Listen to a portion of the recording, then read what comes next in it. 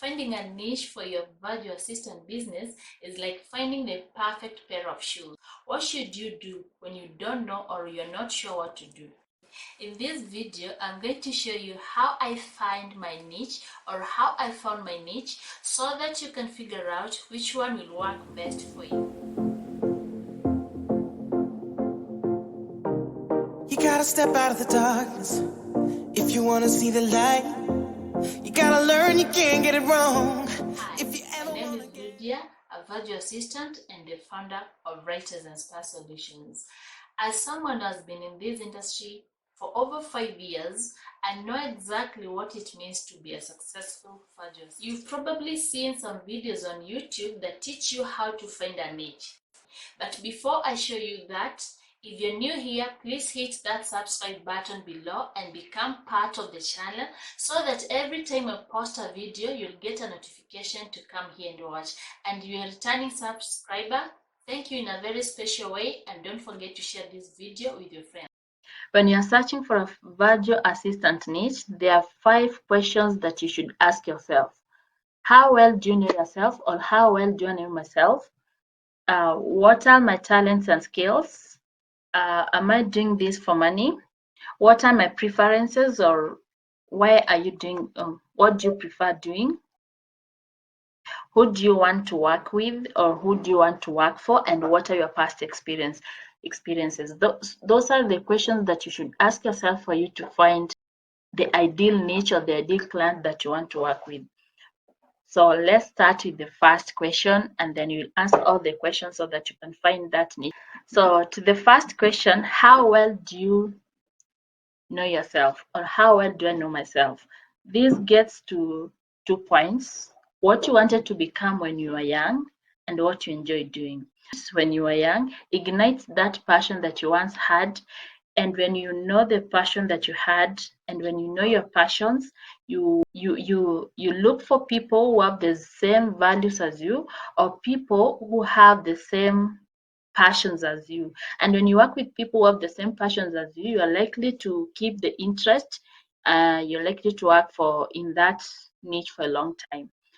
For example, if your passion is working in the environment, or if your passion is working in the health industry, or you've been passionate about health, you can work with people in that industry, and that means you'll be doing something that you love, helping those people achieve all those goals. So when you're trying to know who you are or trying to know yourself, some of the things that you should do include how and where you spend your time, things you like doing, like listening to podcasts, listening to music, reading emails, watching football. Those small things that you do, they may appear small, but they'll help you identify that niche that you can serve. When looking at those things that you usually do, they might be small, but the goal is to find out how these activities can be implemented into a job, or how they can be used in your job or in whatever that you do, and what they have in common with the current job that you're doing or whatever that you want to get into. So when you're looking at those things and they appear small, they guide you. The next question is, what skills and talents do you have, or what skills and talents do I have? So get a paper and pen, write down the skills and talents that you have now that you know your passion, where you spend your time and how you spend your time.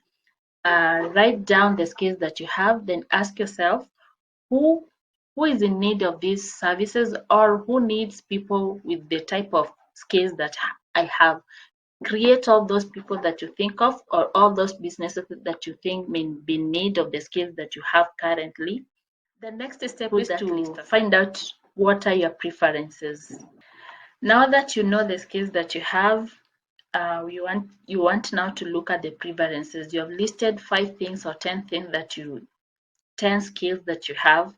Now you want to look at the preferences. You might be good at doing graphics, but it doesn't mean you enjoy doing those graphics, or you love doing graphics. You might be good at creating spreadsheets, but you don't like doing that.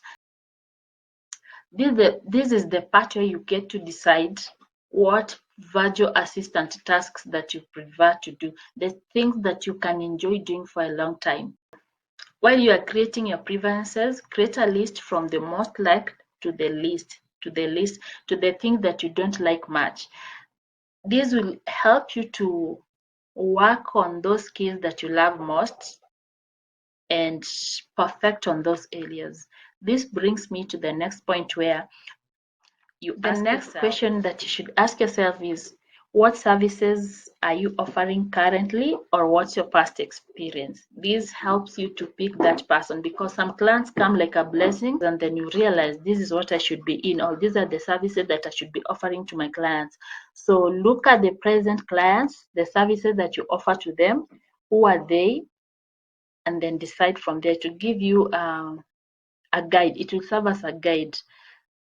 When you look at the present clients and the past clients, if you've been working as a VA for some time, you should make a list of the favorite tasks that you love as a VA, the tasks that you don't like while working with those clients, the common tasks that clients of that can give you, some of the clients within that list that you prefer to work with, and why you are doing that, or why you're offering those services to them. So most of this is your why. Why are you doing all this? If you find the answers to these questions, then you found your niche. Is money my driving force? Am I doing this for money?